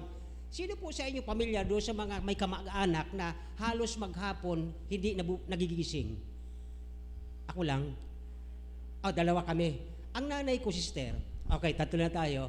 Ang nanay ko, mula umaga yan, pagising, ginigising, kinakagat yan dito, pinadudugo to. Ayon sa matatanda, kagatin ito, paduguin hanggang doon sa kalingkingan sa paa. Sister, akala mo nga sinaksak eh, duguan na yan paligid. Hapon na, hindi pa siya gumigising. Ang tawag doon, brother, ay yung niya, hindi pa po patay lahat, pero yung kanyang parang essence niya, wala na, gulay na. Pero alam niyo, pagkakahapon, sa sobrang kabubugbog sa kanya, kaya paggising niya, lantay na lantay. Kasi bakit po, kung ano-anong ginagawa ng mga albularyo sa nanay ko. Pinadudugo yan, at binubugbog, niyuyog-yog, inuuntog na lahat. Alam niyo, nagigising siya bandang alas 2, alas 3. Isipin, mabuti na lang, hindi yung doon sa lugar namin, hindi naaabot ng mga purinarya. Ay, pag may purinarya, sabi ko sa inyo, susukatan agad yan, dadali na agad yan. Ay, di buhay pa yung tao eh. May mga ganun po, at wala lang dito si sister tungkol sa medicine, alam na nila yan. May mga ganun pong buhay na nagplat yung buhay niya, pero buhay pa pala yun. Okay? Kaya nga baga, ang mga punerarya, mayroon din po siyang 24 hours bago dalhin sa bahay yung ipinapaayos sa kanila. So yun po ang experience po yan, by experience, na ang tinatanong ni Brother Raymond, totoo ba yun? Na yung nagsasabing hanggang ngayon, nandoon sa kanyang ilang taon na nakalibing pero buong buo pa kasi po matigas o maraming nailagay na formalin. Ang ginagawa ng mga taong walang pagkakilala sa Diyos, kukuha ng panyo, pupunasan, amoy-amoy yan. Anong klase yon? Saan ka nakakita niya? May bakterya yon, di ba? Ayoko na magkwento tungkol sa mga experience ko dyan. May mga nakikipagkamag-anak sa amin, pag may patay, alam nyo, gusto lang linan doon sa harapan ng patay, inaamoy-amoy, ano yan? Oh, di ba? Naman, kayo mismo nandidiri eh. So, hindi po yan natural sa ating mga mananampalataya. Ang nasa atin may Kristo, at kapag yan ay matagal dyan na hindi buhay, igisingin mo na, i-revive, may doktor. Pag wala na talaga, di saka lang. Okay po? So, yun po ang katotohanan ng Bible dyan. At mayroon po yan doon sa, anong text, sa Acts yata. Pero, titingnan ko muna ulit, baka magkamali ako ng rendition. Okay? Okay. Wala nang habol na question. Okay? So, ayan, sana na nalinawan tayo doon, especially doon sa glorification. It is very important na tingnan natin ang ating salvation, hindi lang sa mata natin, tingnan natin ang salvation natin sa perspective ng Diyos, kung paano plinano niya ito, at hindi niya tayo pinabayaan hanggang sa dulo. Hanggang ngayon, hindi pa tapos ang Diyos. Tinutulungan pa tayo, nililigtas pa tayo ng Diyos mula doon sa ating mga naturalisang pagkakasala through sanctification, and will be glorified someday pagbalik ulit niya. Okay? So, kung wala nang hapon na question, tayo po ay magsitayo at tayo mag-pray at tayo pupunta na ng worship. Let's go. Let's go to the Lord and pray. Lord Heavenly Father, we thank you this morning sa fruitful na discussion at sa fruitful, Panginoon, na question and answer. We pray and ask, Panginoon, na mas lalo pa namin, Panginoon, makita ang inyong nakadakilaan at ang salvation na inyo pong bigay sa amin, na hindi lang po namin siya makita in a linear, kundi, Panginoon, makita namin siya sa perspective ng isang Diyos na panghabang buhay, walang simula, walang katapusan, kung saan ang plano nyo, Panginoon, bago palalangin ng mundo, hanggang pagbabalik nyo, Panginoon, sa lupang ito, andun, Panginoon, kukumpletuhin yung aming kaligtasan. Lahat po ito, Panginoon, binabalik namin ang kapurihan sa inyong pangalan. Wala nang ibang dapat may taas sa linggong ito kung hindi kayo lamang, Panginoon. Sa pangalan ni Jesus, aming tagapagligtas. Amen. Thank you very much. Tawagin natin si